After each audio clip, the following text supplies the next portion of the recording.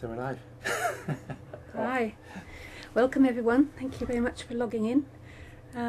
So we're going to have a discussion about MyCore, which is a outcome questionnaire.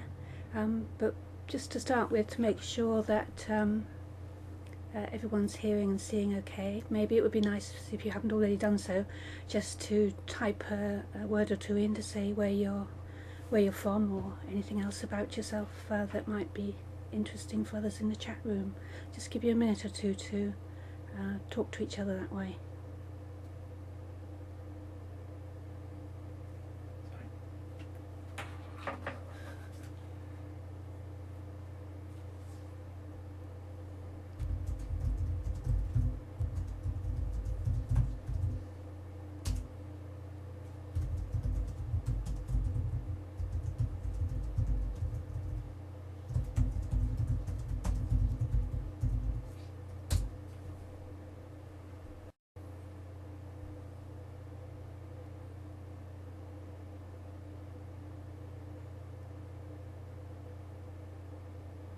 How we're planning to run the session is I'm going to talk for probably about 10 minutes and just give some little bit of background about the questionnaire. Then we'll have some questions and discussion about it, I hope, between us and you, or me and you, and you and you.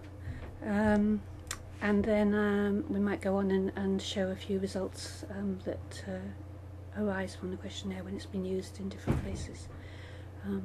So hopefully you'll join in along the way. They're just introducing themselves. They've got Sue Williams, is a Severn Hospice in Shrewsbury, complementary therapist. Jane Gross, who's a qualitative researcher in clinical neurology at Plymouth.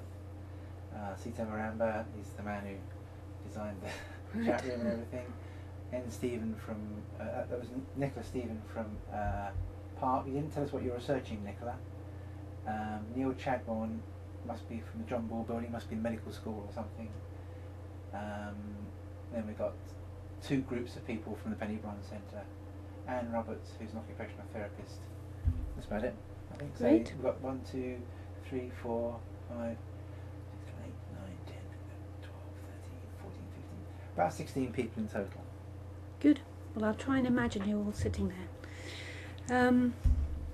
Okay, so MyCore, Measure Your Self, Concerns and Wellbeing. It's an individualised outcome questionnaire designed particularly for use in cancer support services, but actually has been used in other places as well. The thing that makes MyCore special, besides having this lovely parrot, is that it's individualised, and that means that it allows the patient to, or the client, to specify what the problem is that they are concerned about, as well as then measuring how much it's affecting them. And that's quite unusual. It's a brief questionnaire on 1 page of A4, and we're going to have a look at it in a minute. There is a link to it on your screen just beneath the video picture. And you might like at some stage now or later just to click on that so that you've got it in front of you, or you could even print it out, depending on how much you know about it already. So MyCore gives a range of different sorts of data when we use it in studies. It gives quantitative data, so for example mean changes in score, standard deviations, distributions of scores, so all the sort of normal number type data. It also gives written qualitative data, for example in response to this question, what has been the most important for you? And this is an example of what someone wrote. The most important aspect is the change in the way I think about myself and the compassionate caring I had. I couldn't have made these changes without support, and I found the group work especially valuable. That was someone going to a cancer support centre. In addition, some other researchers and myself have done quite a bit of work to have a framework to categorise the qualitative data. What often happens, I think, when we collect written qualitative data is that we read it and say it's very nice, but we don't know how to report it. So there is now available on the website, which we'll talk about later, a framework that allows you to put these sorts of comments into categories, and then you can make pretty pie charts or whatever. I know you may not be able to see the details of this, but you can basically categorize your data and then present it in this way, which is one way of making use of it, as well as using the actual quotes. So what does it look like? This isn't quite what it looked like, but nearly, as much as I can make it on the form on the screen. So as you can see, it's very simple. The first time it's used with a client or patient, I don't know what you like to call them, I call them patients, but I'll call them patients today. I used to be a GP, so that's where I come from. So the first time it's used, it's always used with some help, some guidance, and there is some structured guidance available with the questionnaire to help you know how to do that. And basically we're asking the patient to write down in their own words one or two concerns or problems which is most important to them and they want help with at this particular time when they're with you. And they're written down in boxes 1 and 2, so that's concerns 1 and 2. And then once they've decided what the concerns are, then the next part is to score them according to how much they are bothering them, on a 7-point scale from 0 to 6. We've on this a few years ago added these little faces, which are rather better on the printed form than on here, to help people locate themselves on the scale correctly. So 6 is bad, according to how bad they are, and then they also score their well-being on a similar scale. So we end up with scores for 2 concerns and 1 well-being. Then on follow-up questionnaires, they can be done with or without help, so they can be sent in the post. Their original concerns are written in and kept exactly the same, and all they are asked to do the second time round is to score them again according to how bad they are, and similarly with the well-being. So that's how you get your scores and your changing scores. In addition, on the follow-up form there are 2 open questions, which is where the written qualitative data comes in. One question about what other things are affecting your health, and this is because if we're trying to make sense of people's scores, it's nice to know what else is going on in their life, and there may be positive things that are making them feel better, or there may be other negative things that are impacting on them. And the second open question is what has been most important for you, reflecting on your time with whatever therapist or centre you want to put in there. What were the most important aspects for you? And here people can write about things that don't feature in their main concerns, and we'll see later the sorts of things that people put in there. Most people do complete both of these questions actually. People say, oh, people won't know what to write, but we get some very rich and often very moving data collected by these open questions. So how do we develop MyCore? Well, it's what I call a sister questionnaire to a better validated outcome questionnaire called MyMOP, Measure Your Self-Medical Outcome Profile, which is also an individualised questionnaire. And how MyCore was developed was that simultaneously 2 different cancer support units, the Bristol Cancer Help Centre, now the Penny Vaughan Centre, and the Cavendish Centre up in Sheffield, both decided to try MyMOP and with their clients and see how it worked for them as a tool to evaluate their services and measure outcomes. And I got to hear about both of these happenings, and both centres felt that MyMOP was really good but needed a few changes to make it fit cancer support care, because it's a rather more clinical measure, MyMOP. So a multidisciplinary team got together with these 2 centres and researchers and some patients as well, and we adapted the MyMOP into MyCore and did quite a bit of piloting and retesting it out. So that's how it developed. So MyCore itself hasn't had many big validation studies carried on, but MyMOP has. But MyCore has a life of its own and is certainly being used in quite a lot of cancer support settings mainly for small-scale service evaluations, and we'll describe one or two of the bigger ones in a minute. I suspect that some of you at least are using or have used MyCore, in which case we'd really like to hear from you. So I thought we might start our discussions really with thinking what the advantages and difficulties are, first of all in trying to evaluate services generally, and then secondly in using MyCore itself in that respect.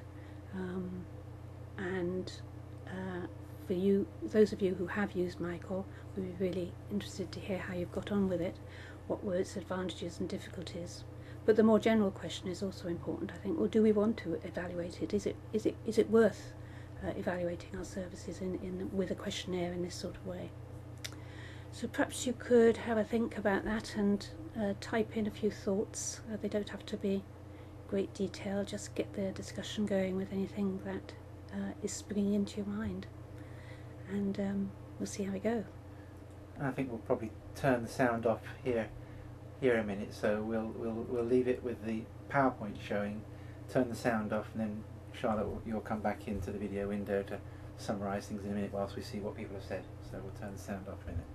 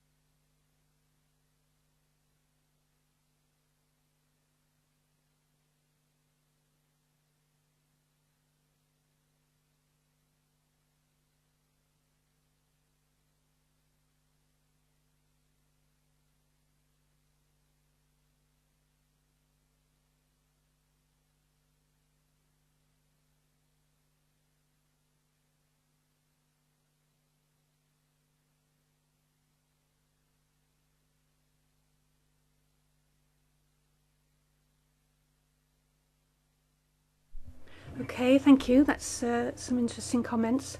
Any latecomers, just to remind you, you can download the MyCore questionnaire from the MyCore dot something link beneath the video window on your screen there, if you're not sure what we're talking about. So yes, well, Jane's question is about whether people put one thing down one time and then by the next day they wish they'd put something else down, or indeed have things that they don't put down on the form. I think this raises a question of quite a lot of how the form is used. In quite a few of the centres that use it, they use it at the end of a kind of assessment interview, which I think is a particularly good place to use it, so that some time has been spent with the client talking through all the different issues that they have and trying to work out, focus down on what are the main ones and what indeed are the ones that that particular centre can help them with. So at the end of that process, I think it's much more likely that they will be able to put something fairly stable into the box, as it were. Certainly used if we were using it without any guidance at all, which we don't recommend, then I think that is a danger. Of course, people can and indeed do change over time, but I think it would be interesting to hear what people who are logged in who have used it think about whether people change quickly. I have a feeling they're more likely to. What does happen is that problem remains a problem for a few weeks or a month or something, and then a new problem comes in which case at least we can recognise and measure what happened to the first problem, and then if necessary move on and start another questionnaire on the next problem. So it is a very problem-based kind of questionnaire. Not writing down what you want on the form, well, yes, although looking at what people write on these forms, it's I'm sure there are things they don't write down, but they do write down some very personal and moving things. What do the people who've used MyCore think about those things? There's quite a few more questions here. I don't Okay. want to have another read and turn the mic off a minute while you...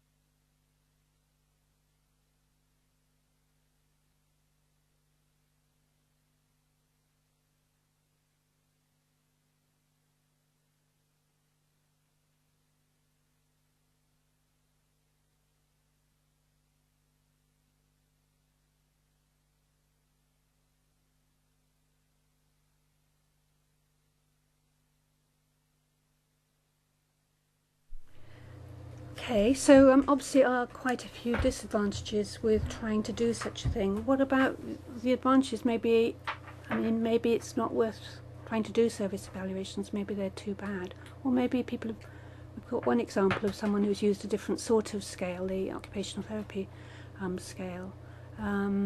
We could have used, of course, choose to use a generic health questionnaire like I don't know if people have used MYCaW or the SF36, where the questions are all sort of set. They do have the advantage, of course, of allowing, it doesn't matter if people change what the main problem is, they can still score the health questionnaire and see if it changes. But the disadvantage, of course, is that it doesn't identify and focus down on their own individual problems. So it's more difficult to show change in one individual problem against particularly a background when people are very ill. So it's not usually very responsive to change if we're looking to see what small changes we can help people make in particular problems. Can I throw in Jane Gross's comment there? So she says, so it's for assessment, not measurement then. It's transferring the words into numbers that I don't quite get, because what do the numbers mean if they are a reflection of a few people's views and feelings? I think it's both. Certainly I know therapists do find it useful as a kind of tool within their consultation and, you know, to guide their treatment. So yes, I think it is partly in a kind of assessment and communication tool. But I think if we're asking someone to say what their problem is and then give it some sort of number as to how bad it is, and then after 6 sessions ask them to do that again, then we are getting some gauge from their point of view as to whether their problem is just as bad or whether it's improved. So I think we are getting some numerical change. What do others think who have used MyCore? Are the numbers worth anything?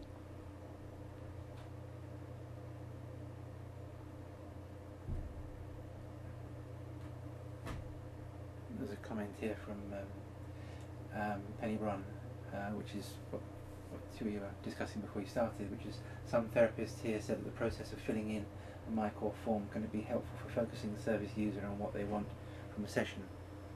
And Sue Williams says, no, it's not all completely negative. It's a very good idea to evaluate and very necessary.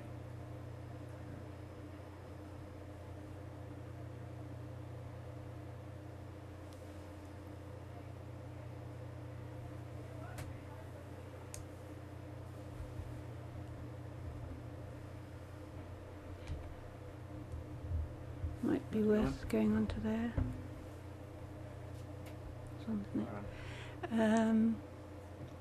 We've had this discussion in other workshops. This is some of the advantages that other people came up with, which we've covered between us, I think, with most of them. And fundraising, marketing purposes, Penny Bruin asked if anyone's used it for marketing. I don't know about that, but it's certainly, I think, a lot of units are being asked to produce figures and produce evaluations in order to please their funders, and so I think it is used quite a lot for that. And funders often want quite, they don't need particularly hugely scientific data down to 0.111, they just want some more easy to understand data. So those were the advantages we came up with. And I'm not dismissing Jane's points at all. I'm just thinking there's balances really here. And then those were the difficulties that have been talked about in the past. Paperwork burden, and I'm sure it's true that some clients love it and some clients hate it, and the same with therapists. I think fitting it into this session is a big therapists have to make quite a change in their normal way of working in order to fit doing it in. But the usual feedback is if they can make that leap, then they start to get quite a lot of benefit from it. I think the biggest problem is time, of course, particularly time to analyse the data. One user who wasn't able to join us today emailed me and said they collected lots of data but they never had time to analyse it, and did I have an answer? Which I don't. I don't know if any of you have. Particularly for small units that are struggling anyway to keep their workload under control. Anything more to add on this issue, or we can move on?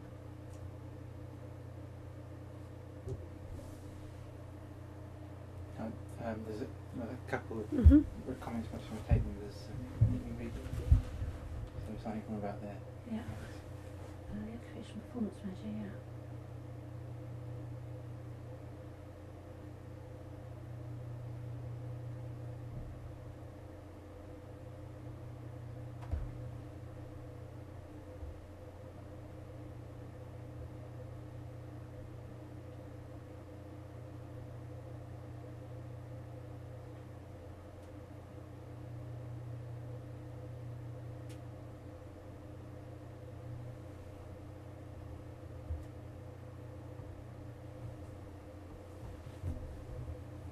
still turned on. So. Okay, right, so we've got quite a lot of useful comments there. Yes, the occupational performance measure, I've not used it, but I think I'm sure there are, a lot of other measures that are useful, particularly goal-related measures, which I think that probably is, if I'm not wrong. So it's still sort of asking the patient to participate in thinking what are important to them as far as getting better or making some progress goes. Jane's still worried about adding up individuals' scores, which I think is fair enough with individualised measures. We are kind of saying, well, if someone says it bothers them greatly, number 6, then we take that as a number 6 bothersomeness. Whether someone else would say it bothered them that much, they probably wouldn't. But subjectively, that is how that thing affects that person, and therefore that in itself has value. So yes, I think it does make sense to put them across on that basis, on the sort of bothersomeness basis, because what's important to one person is important to that person.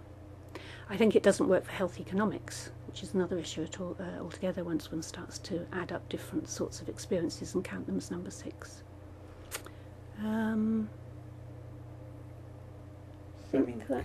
Jane, your point about one person's number 6 being another person's number 3, that of course applies to any scale, doesn't it? I mean, even if it's, say, a hospital anxiety depression scale, you come up with although it's been validated and the cut-off points seem to mean something, it's still the case underlying it that one person's 6 may be another person's 3.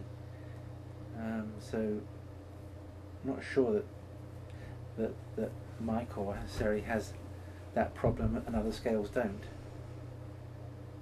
I think it's because one person can have a problem that's like, I'm about to die, and have that scored at 6, and the next person can have, I can't eat carrots, and have that scored at 6. And in that respect, there is a difference, more of a difference perhaps, between what it is being scored. But that's hypothetical. In fact, people don't usually put down such minor things. Yes, the pain scale. There's certainly the 1 to 7 scoring is similar to a pain scale. What is different is that we're not assuming that pain is the problem.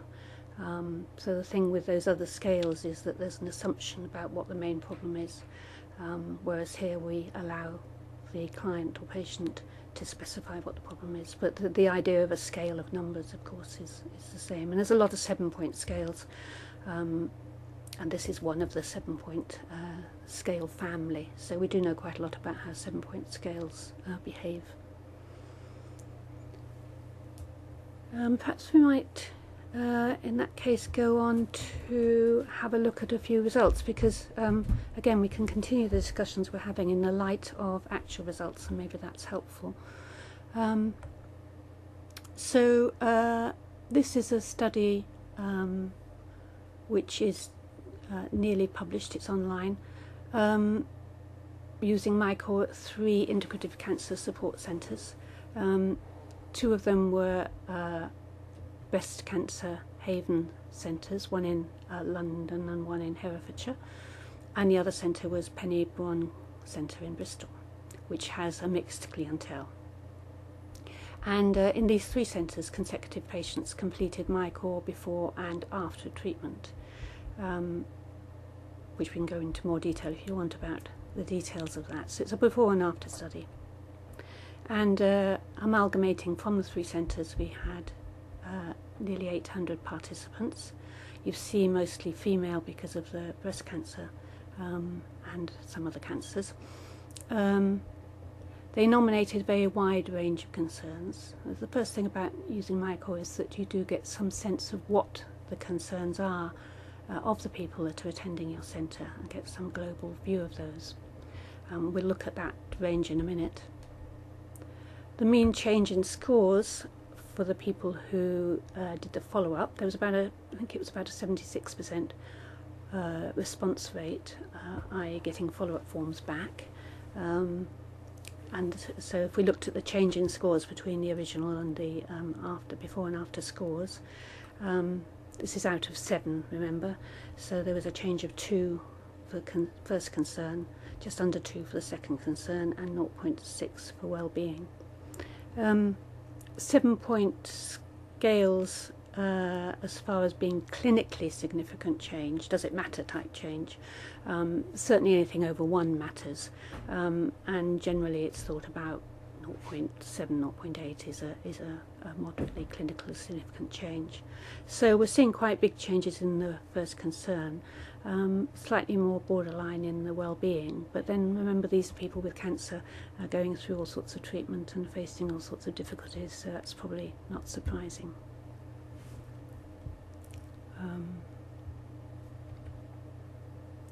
86% wrote something in the open question, what has been most important to you? They also wrote quite a bit about other things that were happening in their lives. So that is a popular question, and that perhaps gets around one of the queries about, well, maybe they don't write down what's most important, but they have a chance later on to put in the things that they didn't put down the first time. We'll have a look at these in a bit more detail, these results. So what concerns did participants nominate? The most common were psychological and emotional concerns, and the categories that we've got that I'm using here are categories that are available for anyone to use. They've been developed by doing qualitative work on results. So on the website there are links to these categories if you want to use them to categorize your own results, or you can make up your own, but these are good to use. So that was very common. Concerns about well-being was the next most common category. That include nutrition, relaxation, mind-body stuff about receiving information generally, and that's effect on them. Physical concerns, they wanted help with hot flushes, with their low energy levels, with pain, with their fear of recurrence. And quite a lot of people had side effects of chemotherapy and other concerns about their biomedical treatment that they wanted help with, either in terms of information or in terms of support or in terms of actual trying to relieve those effects. So that was the range of concerns, and you can see it's very broad, and those were the most common ones that people were coming to these centres and wanting help with. All of these centres provided complementary therapies in a way that tried to integrate with their biomedical care. And then what has been most important? Again, these are the categories that we use to code really the qualitative data. Not surprisingly, perhaps, although we didn't mean particularly for people to put down the main therapy. Over a quarter actually wrote that, well, the actual therapy I received was the most important. Next common was receiving support and understanding, and people wrote a lot about how important that was to them at this time of great stress, of course. A lot of people were having chemo alongside coming to the centre or other sorts of treatment. Being with other people with cancer, that was very important to people. Sometimes that was because people were doing a group activity, but often it was just because they were coming to the centre and sitting in the waiting room and feeling they were somewhere with other people. Quite a lot of comments about general appreciation of the centre and the staff and its resources, the fact that there was somewhere like that to go, care and kindness generally, which perhaps says something about our biomedical care sometimes being lacking, in that they thought particularly how important that was for them. And then an interesting one actually, not only relaxation but time for oneself. And I think this comes out quite a lot in complementary therapies generally, but just having time out and being looked after and cared for, and time to think about themselves and evaluate what was going on. So as you can see, these were quite broad and included the relationship with the therapist in a lot of different ways, as well as the other staff, the centre generally. These are a couple of the quotes to bring those to life really. A wonderful calm place to be able to go to, the opportunity to try things that were new to me, such enjoyable and beneficial treatments. Information learned from meeting other people affected. Only place I learned about food and diet for during treatment and onwards. So that's one person writing those things. Now, of course, if we were categorising those, there would be about 6 different categories we would chop that up and put them into. But of course, people don't write in categories. The second quote from another person, they wrote, meeting other people who are in similar situations and the incredible warmth and supportiveness of all the staff who made it so much more possible to be positive and optimistic about the future.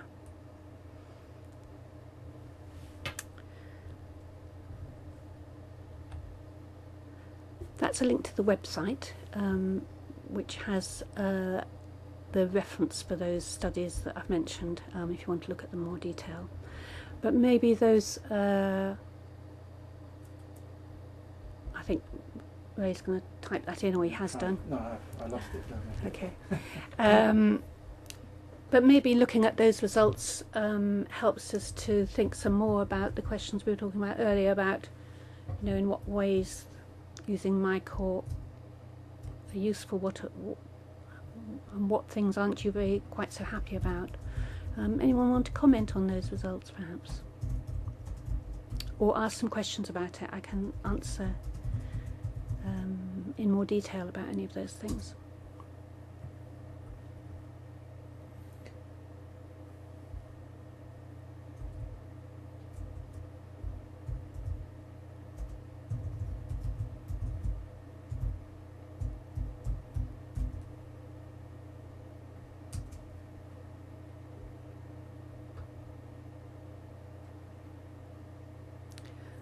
The website is the MyMop website, and then down on the right hand side of the website there's the sister questionnaires, of which MyCore is one.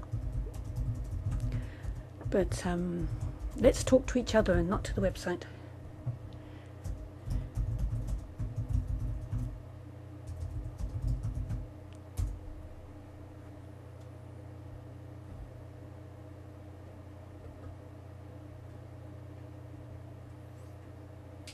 Jenny Morris has just joined a little while ago, so sorry to come in late. Interesting how large the changes were over time and the clinical relevance of it. If you want to...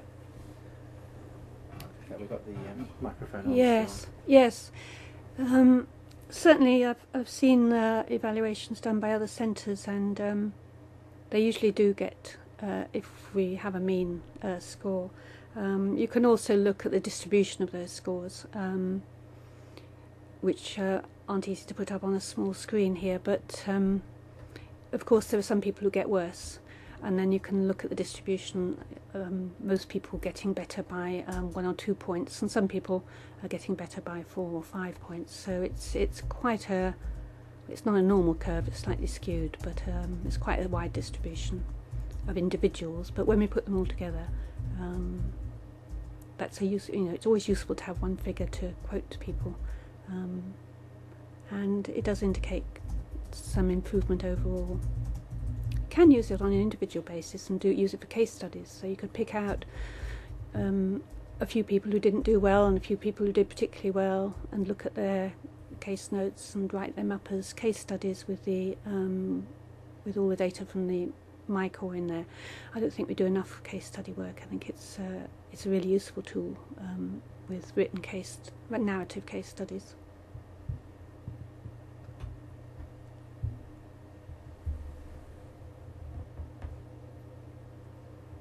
There's nothing much else just at the moment.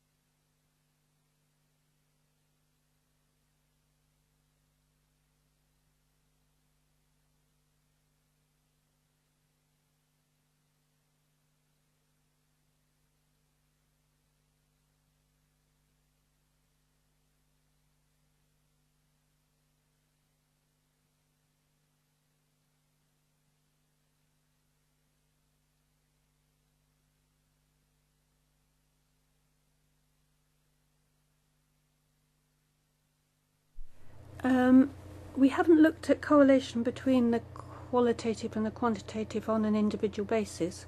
What we did look at was the other bit of data that I haven't reported on about what people said about other things that were happening in their lives. And we categorised what people wrote there into positive things that were happening in their lives and negative things. And there was certainly quite a strong correlation between the people who had negative things happening in their lives. Their scores, their improvement in scores were quite a lot less than the people who had positive or neutral things happening in their lives. And this was particularly the case in the well-being scores, which of course is what we would expect. But it reminds us, I think, of the complexity of what's going on for people at this time in their life, and that the more complex we can try and make our understanding, the more useful it is, I think. So that was interesting to remind us that the treatment of cancer isn't the only thing happening to people. People have, parents dying and fall in love and everything else in the world happening to them at the same time. There's just some further things from Sue Williams saying, Jenny, yes, I think it's useful to know exactly what the patient wants help with and whether complementary therapy can do so, or whether the referral somewhere knowing many concerns helps tailor treatment. So just reporting that.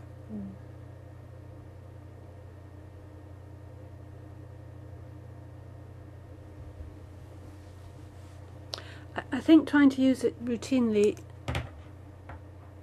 is great, but is a lot harder work than we kind of think. It seems such a simple questionnaire to fill in, but I know I myself have tried to use MyMop in consultations, and even when we're quite committed to using it, we have to change our normal consulting behaviour, and most of us get into quite a pattern of how we run our consultations. So we have to find a way of fitting it in that fits our own pattern. For example, most people, if they use MyCore or MyMop in the first time, find it's useful to do it at the end of the talking part, as I said, like if you're having some assessment, because by then things have got clearer. And it's a natural point to be saying to yourself and the patient, okay, have I got this straight? Is this the main thing we're going to focus on? So it works there. And then can I throw in a question from Jane there, because that seems to fit with what you were just saying. She says, did the patients who used it find it useful to understand how they were feeling? It seems to be what you were just saying, is it? Yeah, I think a lot of therapists have said they do think quite a lot of patients find it a bit. It helps them and the therapist to focus, and also the word empowering comes around quite a lot. That it sort of empowers the patient to feel like they're being taken more seriously and they've got more of a say in what's going on. And I guess that depends how it's used, but yeah. And then just to complete what I was saying before, the follow-up consultations, if we want to use it routinely, it's usually better used the first thing that happens in that consultation. So, hi, come in, how have things been for you? It's at that point that one can do a quick score and move on from there. So it's trying to fit it into our clinical world. It is not that easy, but good once you get good at it. Can I ask a question? Has it been used on any sort of large, longish term cohorts? Like it's following a group of people through over a year, say, or something? No, it hasn't, and it would be interesting. Although I think we'd run into big problems with a lot of conditions that the main concern changes over time. But it would be interesting to run that and maybe run a few, because people have several things that then recur. So to sort of pattern it over time would be very interesting. We haven't done any long-term work with it, not over about, well, these follow-ups were after 6 weeks, I think. So no, be good though. Sue Williams says, I'm guessing it gives them a chance to verbalise what's happening, how they're feeling. Nobody has said that doing so has helped specifically, but being listened and understood is so important. And we've been using it at the end of an assessment rather at the beginning. What are your thoughts on that? And BBC are saying, yes, that came up quite a bit at the workshop we had on MyCore. People felt it was empowering. Yes, end of the assessment. I agree. That's so the first time use it at the end of the assessment. The follow-up one you could use if you have an assessment at the end. I guess you could use it at the end of the assessment as well. But in an ordinary consultation, the follow-up is probably best. Most people, I think, tend to use it as the opener, as the how are you getting on, how are things for you type question. PVC, there's plenty of literature on narrative therapy, the value of verbalising and writing to help people make sense of their experience and move on. We could probably think about winding up in a way, because it's coming up to 3 o'clock. I think where people will. Yeah, we'll want to log off. Well, thank you very much for joining in. It's been great. It's been some nice discussions. Hopefully you'll find other things that you need on the website. And on there there is various forms you can contact me on, or you can just contact me on, perhaps you could type in my email address, Ray, which is charlotte.paterson, with 1 T for Paterson, at pms.ac.uk. I'm very happy to be in touch with you about how you're getting on with it, and maybe Jane and I should talk some more about the psychometric difficulties of MyCore. Thank you very much, everyone.